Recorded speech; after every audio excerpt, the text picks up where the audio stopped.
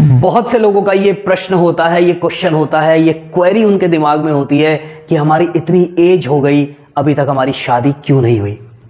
मेरी एज 26 हो गई है, मेरी एज 27 हो गई है, मेरी एज 30 हो गई है, मेरी एज 32 हो गई है, पर अभी तक मेरी शादी क्यों नहीं हुई। इसका क्या कारण है? मेरे नंबर्स में या मेरी कुंडली में ऐसी कौन सी वो प्रॉब्लम है कि मेरी शादी लेट होती जा रही है, या होती है और फिर टूट जाती है, पक्की होती है और टूट जाती है। रिश्ता पसंद आता है, हम यस कर देते हैं, सामने से उसका जवाब नहीं आता। तो क्या कारण है? देखिए, न्यूमरोलॉजी के अंदर डीओबी से हम ये पता कर सकते हैं कि अगर आपके पास कुछ ऐसे नंबर्स मिसिंग है, या अगर कुछ नंबर्स हैं पर्टिकुलर, जो मैं भी आपको बताऊंगा इस वीडियो में, कि अगर वो हैं आपके पास, तो आपके लेट मैरिज होने के बहुत स्ट्रॉन्ग चांसेस बनते हैं। एस्ट्रोलॉजी के अंदर 7वां घर देखा जाता है शादी के लिए। अगर 7th हाउस में कुछ भी प्रॉब्लम है, या 7th हाउस का जो लॉर्ड है वो कहीं ना कहीं नेगेटिव पोजीशन में है आपकी कुंडली के अंदर, तो बहुत स्ट्रॉन्ग कारण है कि आपकी शादी लेट हो सकती है। अगर 7th हाउस में शनि बैठा हुआ है या सूर्य बैठा हुआ है, तो भी कुछ प्रॉब्लम हो सकती है, लेट हो सकती है। पर कुंडली बनाने के लिए हमें फिर अगेन पूरा डीओबी चाहिए, आपका टाइम ऑफ बर्थ चाहिए, प्लेस ऑफ बर्थ चाहिए। बहुत लोगों के पास टाइम ऑफ बर्थ नहीं होता, जिसके कारण से उनकी कुंडली नहीं बन पाती। तो हम क्या करें? न्यूमरोलॉजी में भी 2-3 ऐसे पैरामीटर्स हैं जिनको चेक करने के बाद हमको ये पता लग सकता है कि हमारी शादी लेट क्यों हो रही है, उसका क्या कारण है। देखिए, वैसे तो भगवान, शास्त्र हमारे कहते हैं कि जीना, मरना और शादी, ये तीनों भगवान की इच्छा पे छोड़ देना चाहिए। हम तो सब कुछ उन्हीं की इच्छा पे छोड़ देते हैं, पर फिर भी अगर हमें कुछ पता लग जाए कि हाँ ये नंबर्स हैं या ये नंबर्स नहीं है हमारी डीओबी में, इसीलिए शादी में लेट हो रही है, तो घबराने की कोई बात नहीं है। आज नहीं तो कल हो ही जाएगी। इसमें हम आपको डीओबी के थ्रू बताएंगे कि कौन से नंबर्स इन्फ्लुएंस करते हैं मैरिज को। ठीक है, मैंने आपको लोशो ग्रिड बताया था, लाइफ पैटर्न ग्रिड बताया था, कैसे बनता है। इस तरीके का आपको कुछ देखने को मिल रहा होगा अभी यहां पर। ये नंबर्स की जो प्लेसमेंट है ये यहीं पर होती है।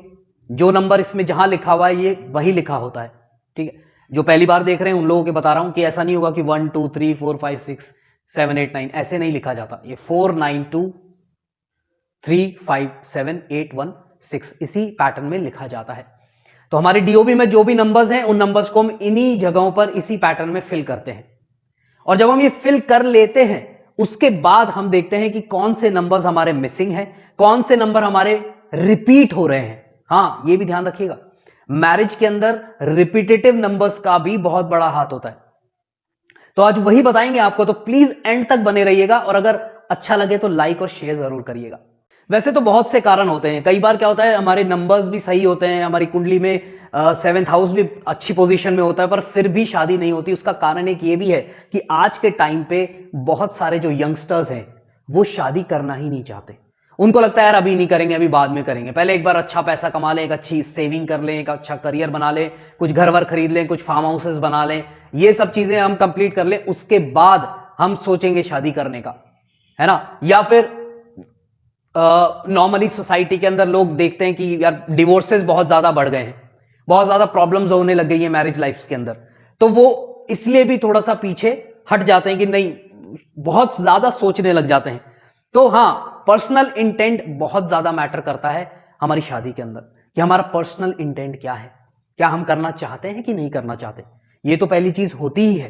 पर फिर भी जो लोग करना चाहते हैं उनके लिए ये स्पेशल वीडियो है कि आप अपनी डीओबी से कैसे पता लगा सकते हैं कि क्या प्रॉब्लम आ रही है। जिसने मेरा ये वीडियो नहीं देखा, ओरिजिन मास्टर वाला ड्राइवर कंडक्टर कैसे कैलकुलेट करते हैं, वो वीडियो जरूर देख लीजिएगा आप। उसका ये लिंक भी आ रहा है कि ड्राइवर और कंडक्टर क्या होता है, या ओरिजिन और मास्टर नंबर क्या कहलाता है। जो लोग जानते हैं उनके लिए तो ठीक है, पर जो पहली बार न्यूमरोलॉजी से रिलेटेड कोई वीडियो देख रहे हैं या हमारे अनलॉक न्यूमरोलॉजी पे पहली बार आए हैं, उनके लिए बता रहा हूं। तो सबसे पहला जो पॉइंट है वो पॉइंट क्या है कि अगर आपका ड्राइवर और कंडक्टर दोनों 7 आ जाता है, ड्राइवर और कंडक्टर ओरिजिन नंबर और मास्टर नंबर दोनों ही 7 अगर आपका आ जाता है, तो आपकी लेट मैरिज होने के बहुत बहुत बहुत स्ट्रॉन्ग चांसेस हैं। इनफैक्ट कई बार तो आप ये भी नहीं सोच पाते कि यार मेरी शादी होगी कि भी नहीं होगी। आपके ऐसे ख्याल आने लग जाते हैं कि यार मेरी शादी होगी क्या। एज इतनी ज्यादा हो जाती है कि आप करना चाहते हैं पर हो ही नहीं, बैठ ही नहीं रहा कुछ, क्योंकि ड्राइवर और कंडक्टर, ओरिजिन और मास्टर क्या है, दोनों ही 7 है। केतु का नंबर है, डिटैचमेंट ज्यादा लेकर आता है। मैंने जितने भी केसेस देखे हैं आज तक 7-7 वाले, उन सबसे मैं उनका मैरिज से रिलेटेड अगर क्वेश्चन भी नहीं होगा तो उनसे एक बार पूछ जरूर लेता हूं कि यार आपकी शादी लेट हुई थी क्या। उनमें से 99% लोगों ने आंसर दिया है कि हाँ लेट हुई थी शादी।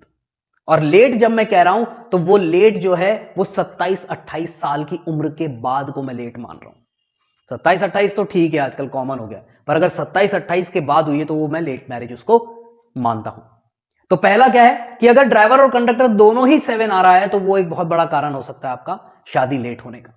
दूसरा कारण, अगर आपकी डीओबी में, जैसे ये एक डीओबी है, इस डीओबी के अंदर अगर किसी भी आपकी डीओबी में, आप अपनी डीओबी देख लीजिए, मैंने ये एक एग्जांपल लिया है, अगर डीओबी के अंदर 3, 4, 6, 8, 9, अगर इनमें से कोई भी नंबर आपकी डीओबी में 2 बार या 2 से ज्यादा बार आ रहा है तो आपकी शादी लेट होने के चांसेस बनते हैं।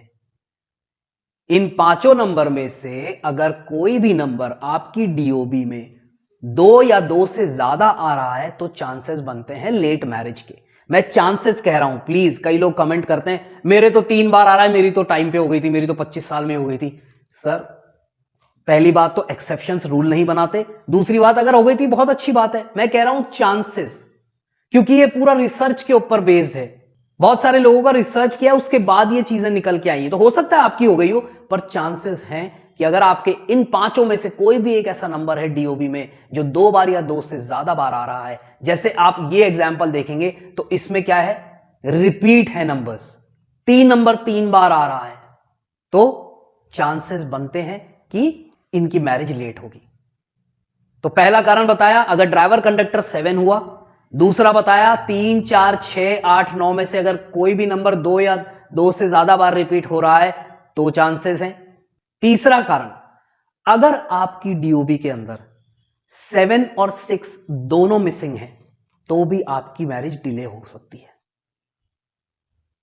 7 और 6 अगर आपकी डीओबी में नहीं आ रही तो आपकी मैरिज डिले हो सकती है। आप देखेंगे तो इनकी डीओबी में क्या है, 7 और 6 नहीं आ रहा है। तो अब ये जो 3 पॉइंट्स मैंने आपको बताए हैं, ये ऐसा नहीं है ये भी होना चाहिए, ये भी होना चाहिए और ये भी होना चाहिए, भी वाला नहीं है, यहां एंड नहीं है कि दिस ऑप्शन एंड दिस नहीं, और वाला है। या तो आपका 7-7 कॉम्बिनेशन आ गया तो डिले हो सकता है, या इन 5 नंबर में से जो मैंने बताए हैं आपको, ये 2 या 2 से 12 है तो डिले हो सकता है, या 7 और 6 नहीं है आपके तो भी आपके डिले हो सकता है। तो यह और है, या हिंदी में कहते हैं ना या, ये इस तरीके से है। चौथा ऑप्शन भी है जो देखा गया है, अगर दो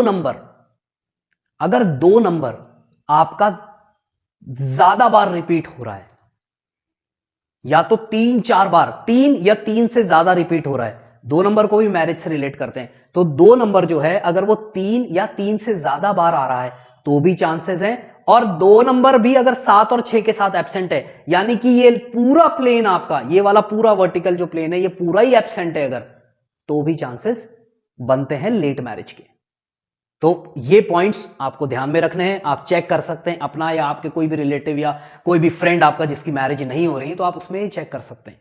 तो होगी तो जरूर, परंतु लेट इसीलिए हो रही है। तो आप धीरज रखिए, पेशेंस रखिए, शादी हो जाएगी जब आपका सही समय आएगा। और आप जानना चाहते हैं कि कब आएगा तो आप इन नंबर्स पे कॉल कर सकते हैं, तो आप कंसल्टेशन ले सकते हैं, हम आपको बता देंगे जरूर।